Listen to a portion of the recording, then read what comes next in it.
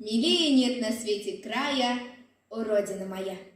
Самая поэтическая легенда о Свимбике – это романтическая любовь Ивана Грозного к татарской красавице. Русский царь пленился красотой татарской ханши, захотел взять ее в жены и сделать царицей в Москве. Но гордая Свимбике ответила отказом.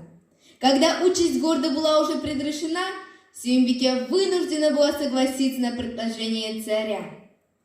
И гордая царица, не пожелавшая встать на путь предательства своего народа, поставила грозному царю условие: выстроить за неделю башню, такую же стройную и высокую, как она.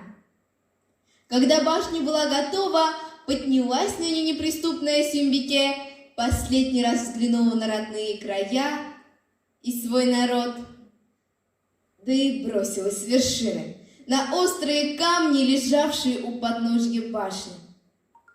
С тех пор и носит башня имя великой казанской царицы Свимбике. Свимбике китеп бара бәйете.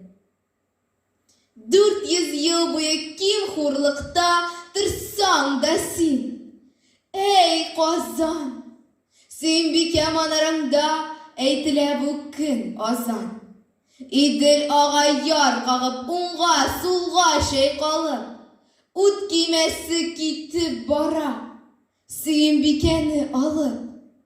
Җәек ягы, Себер ягы, урманлык та тигезлектер. Чәчелдек тә сибелдек без, монда җәбер бик күптер.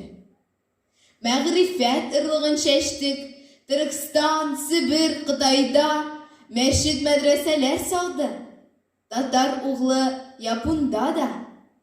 Эй, кардәшем, милләттәшем, йөр мәчеттә, илеңә кай, үз халкыңа хезмәт кыл, үз йортыңда азаның әйт. Свимбике ак яулыгын тоткан учлап кулына. Хуш, Казаным, каласың дип үкреп елый буена. Ие башын, түгә яшен, Казанга таба карап. Миннән башка ничек итеп көн итәрсез? Ди аяп.